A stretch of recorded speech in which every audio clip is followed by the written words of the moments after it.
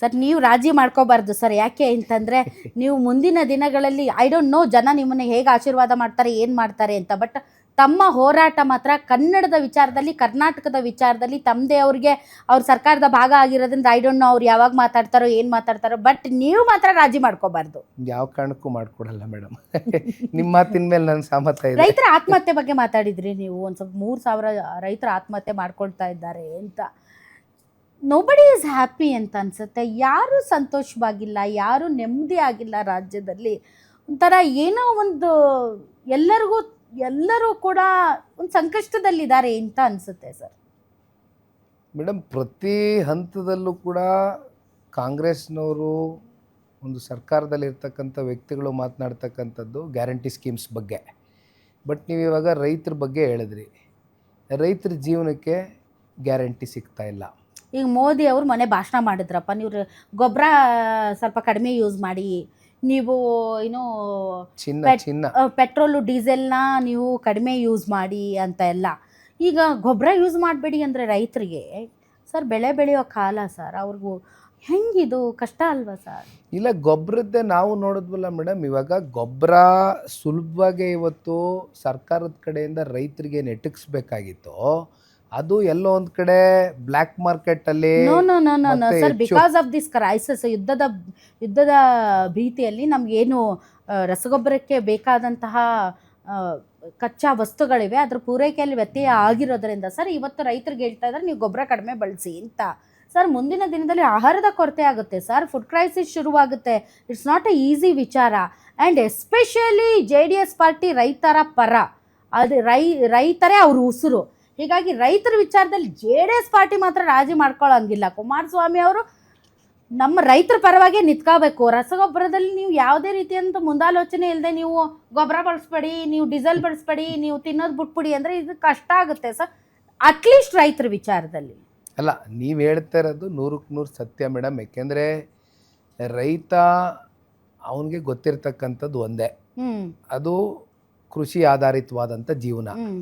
ಅದನ್ನು ಹೊರತುಪಡಿಸಿ ಬೇರೆ ಇನ್ಯಾವುದೋ ವ್ಯವಹಾರಗಳು ವಹಿವಾಟುಗಳು ರೈತನಿಗೆ ಗೊತ್ತಿಲ್ಲ. ಆದರೆ ತಾವೇ ಹೇಳ್ದಂಗೆ ಈಗ ಕ್ರೈಸಿಸ್ ವಿಚಾರಕ್ಕೆ ಸಂಬಂಧಪಟ್ಟಂತೆ ಏನು ಎದುರು ನೋಡ್ತಾ ಇದೆ, ಅದು ಜಸ್ಟ್ ನಾಟ್ ಭಾರತ ದೇಶ ಅಲ್ಲ. ಈಗ ಏನು ಯುದ್ಧ ನಡೀತಾ ಇದೆ, ಈ ಯುದ್ಧದ ಮಧ್ಯೆ ಆಗ್ತಾ ಇರ್ತಕ್ಕಂಥ ಈ ಗ್ಯಾಸು ಸಿಗ್ತಕ್ಕಂಥ ಕೊರತೆಗಳಿರ್ಬೋದು, ಅಥವಾ ಈಗ ರಸಗೊಬ್ಬರದ್ದಿರ್ಬೋದು, ಬಹುಶಃ ಇವೆಲ್ಲ ನೋಡ್ಕೊಂಡು ಉಪಯೋಗ ಮಾಡಿ ಅಂತ ಪ್ರಧಾನಿಗಳು ಹೇಳಿರ್ಬೋದು. ಬಟ್ ಆದರೆ ಪರಿಸ್ಥಿತಿಗಳು, ರೈತರ ಪರಿಸ್ಥಿತಿಗಳು ಹಾಗಿಲ್ಲ. ನೀವು ಹೇಳಿದಾಗ ರಸಗೊಬ್ಬರದ ಕೊರತೆ ಆಗಬಾರ್ದು. ಕುಮಾರಸ್ವಾಮಿ ಅವರು ಆ ನಿಟ್ಟಿನಲ್ಲಿ ಮುಂಜಾಗ್ರತೆ ವಹಿಸಬೇಕು, ಅಟ್ಲೀಸ್ಟ್ ಕರ್ನಾಟಕದ ವಿಚಾರದಲ್ಲಿ. ನಾನು ಒಪ್ಕೊಳ್ತೀನಿ ಖಂಡಿತ. ರೈತರದ್ದು ಯಾವುದೇ ಸಮಸ್ಯೆಗಳಿರಲಿ, ಅವರು ಬೆಳೆ ಬೆಳೀತಕ್ಕಂಥದ್ದಕ್ಕೆ ಅವ್ರಿಗೆ ಸಿಕ್ಕಬೇಕಾಗಿರ್ತಕ್ಕಂಥ ಈ ಅಂಶಗಳೇನಿದೆ ಅವ್ರಿಗೆ ಖಂಡಿತವಾಗ್ಲೂ ಮುಟ್ಲೇಬೇಕಾಗ್ತದೆ. ಆ ವಿಚಾರವಾಗಿ ಸನ್ಮಾನ್ಯ ಕುಮಾರಣ್ಣ ಅವರು ಇರ್ಬೋದು, ದೇವೇಗೌಡರು ಇರ್ಬೋದು, ಪಾರ್ಟಿ ಇರ್ಬೋದು, ನಮ್ಮ ನಿಲುವು ರೈತರ ಪರವಾಗಿ. All right sir. ಈಗ IPL ಪಂದ್ಯದ ಬಗ್ಗೆ ತಾವು ಮಾತಾಡಿದ್ರಿ. VIP ಟಿಕೆಟ್ ಕೊಡೋದ್ರ ಸಲುವಾಗಿ IPL ಪಂದ್ಯನೇ ಬೇರೆ ಕಡೆ ಮಾಡಬೇಕಾಯ್ತು ಅಂತ. ಮೋದಿ ಅವ್ರ ಸಲುವಾಗಿ IPL ಪಂದ್ಯವನ್ನು ಅಹಮದಾಬಾದ್ಗೆ ಶಿಫ್ಟ್ ಮಾಡಿ ನಿಖಿಲ್ ಕುಮಾರಸ್ವಾಮಿ ಅವರು ಸುಮ್ಮನೆ ನಾಟಕ ಆಡ್ತಾ ಇದ್ದಾರೆ ನೋಡಿ. ಫೈನಲ್ ಪಂದ್ಯಗಳು ಅಹಮದಾಬಾದಲ್ಲೇ ಯಾಕೆ ಆಗಬೇಕು ಮೇಡಮ್?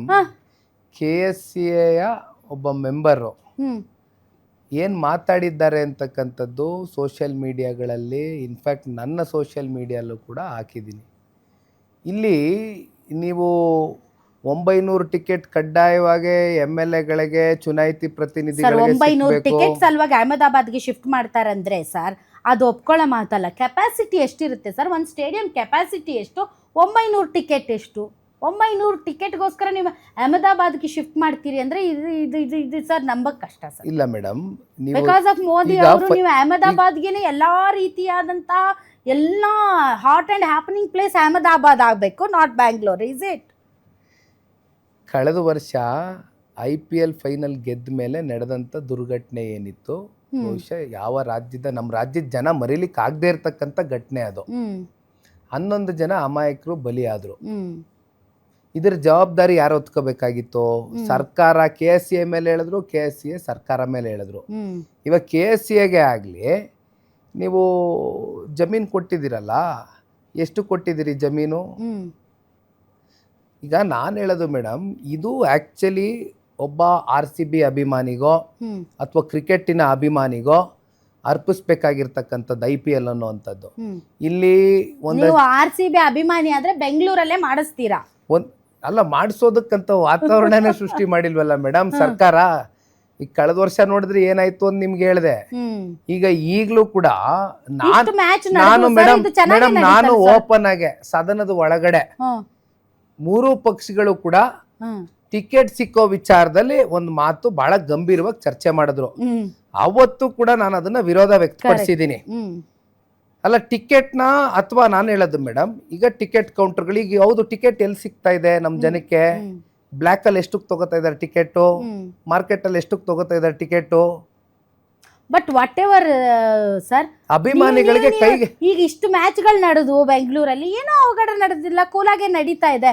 ಬಟ್ ಅಹಮದಾಬಾದ್ಗೆ ಶಿಫ್ಟ್ ಮಾಡೋದಕ್ಕೆ ಕೇವಲ VIP ಕಲ್ಚರ್ ಕಾರಣ ಅನ್ನೋದನ್ನ ನಾನು ಮಾತ್ರ ಅಥವಾ ಈ ರಾಜ್ಯದ ಜನ ಅದ್ರ ಬಗ್ಗೆ ಅಪ್ಸೆಟ್ ಇದ್ದಾರೆ ಸರ್. ನಾನು ನಿಮ್ಗೆ ಒಂದು ಹಿಂಟ್ ಕೊಡ್ತಾ ಇದ್ದೀನಿ. ಅಲ್ಲ, ನನ್ನ ಅನಿಸಿಕೆ ಮೇಡಮ್, ಎರಡು ಸೀರಿಯಸ್ ಕಾರಣಗಳೇ. ಕಳೆದ ವರ್ಷ ನಡೆದಂತ ದುರ್ಘಟನೆ ಏನಿತ್ತು, ಪ್ಲಸ್ ಇವರು ಇಲ್ಲಿ 900 ಟಿಕೆಟು 700 ಟಿಕೆಟು ಅಫಿಷಿಯಲ್ಸ್ಗೆ 900 ಟಿಕೆಟು, ಇವ್ರಿಗೆ ಮತ್ತಿನ್ನೂ ಅದರಲ್ಲಿ ಪರ್ಸೆಂಟೇಜ್ ಜಾಸ್ತಿ ಮಾಡಬೇಕು, ಮತ್ತಿನ್ನೂ 10,000 ಜನಕ್ಕೆ ಕೊಡಬೇಕು ಅಂತಕ್ಕಂಥ ಒತ್ತಡಗಳಿದೆಯಲ್ಲ, ಈ ಬಹುಶಃ ಈ ಒತ್ತಡಕ್ಕೆ ಮಣದು ಅಲ್ಲಿಗೆ ಶಿಫ್ಟ್ ಆಗಿದೆ ಅಂತಕ್ಕಂಥದ್ದು. ನೀವು ಹೋರಾಟ ಮಾಡಿ ಅದ್ರ ವಿರುದ್ಧ, ನೀವು ಮಾಡಿ ಸರ್. ಯಾಕೆ ಆಗ್ಬಾರ್ದು? ನಮ್ಮ ಬೆಂಗಳೂರಲ್ಲಿ ಯಾಕೆ ಆಗ್ಬಾರ್ದು, ಅಹಮದಾಬಾದಲ್ಲೇ ಯಾಕೆ ಆಗ್ಬೇಕು ಅನ್ನೋ ವಿಚಾರದಲ್ಲಿ ಸರ್ ಈ ತ್ರಿಭಾಷಾ ಸೂತ್ರ ಸರ್. ಯಾಕೆಂದ್ರೆ you are the partner of BJP. ಈಗ BJP ತ್ರಿಭಾಷಾ ಸೂತ್ರವನ್ನ ತರೋದಕ್ಕೆ ಎಸ್ಪೆಷಲಿ ತಮಿಳ್ನಾಡಲ್ಲಿ ಅದಕ್ಕೆ ಭಾರಿ ವಿರೋಧ ವ್ಯಕ್ತವಾಯಿತು. ಸೊ ಪಾರ್ಟಿ ಸ್ಟ್ಯಾಂಡ್ ಕ್ಲಿಯರ್ ಇದೆಯಾ ನಿಮ್ಮಲ್ಲಿ ತ್ರಿಭಾಷಾ ಸೂತ್ರಕ್ಕೆ ಸಂಬಂಧಪಟ್ಟಂತೆ? ಮೇಡಮ್, ಇವಾಗ ಯಾವುದೇ ರಾಜ್ಯದಲ್ಲಾಗಲಿ ನಂದಂತೂ ನೋಡಿ ಮೇಡಮ್, ಭಾಷೆ ಮೇಲೆ ಎಸ್ಪೆಷಲಿ ಈಗ ಈ ತ್ರಿಭಾಷಾ ಸೂತ್ರವನ್ನು ನಮ್ಮ ಮೇಲೆ ಏರ್ತಕ್ಕಂಥದ್ದು ಫೋರ್ಸ್ಫುಲಿ ನಾನಂತೂ ಅದನ್ನು ಒಪ್ಲಿಕ್ಕಿಲ್ಲ. ಯಾಕೆಂದರೆ ಇಲ್ಲಿ ಕನ್ನಡ ಇದ್ದರೆ ಜೀವನ ನಡೆಯುತ್ತೆ, ಸಾರ್ವಭೌಮ. ಹೌದು, ನಮ್ಮ ಕನ್ನಡ ನಾಡಿನ ಭಾಷೆಯ ಬಗ್ಗೆ ಇತ್ತೀಚಿನ ದಿನಗಳಲ್ಲಿ ಅಭಿಮಾನ ಕಮ್ಮಿ ಆಗ್ತಕ್ಕಂಥದ್ದು ಕೂಡ ನಾವು ಪ್ರತಿನಿತ್ಯ ನೋಡ್ತಾ ಇದ್ದೀವಿ. ಇದ್ರ ಮಧ್ಯೆ ನಾವು ಈ ರೀತಿ ಏರ್ತಾ ಹೋದ್ರೆ ಬಹುಶಃ ಎಲ್ಲೋ ಒಂದ್ ಕಡೆ ನಮ್ಮ ಭಾಷೆಯ ಅಭಿಮಾನನೂ ಕೂಡ ಹೆಚ್ಚಾಗಿ ಕಳ್ಕೊಳ್ತಕ್ಕಂಥ ದಿನಗಳು ಬಹಳ ದೂರ ಇಲ್ಲ. ಹಾಗಾಗಿ ಇದ್ರ ಬಗ್ಗೆ ನಂದಂತೂ ಸಹಮತ ಇಲ್ಲ ಮೇಡಮ್. ಫೇರ್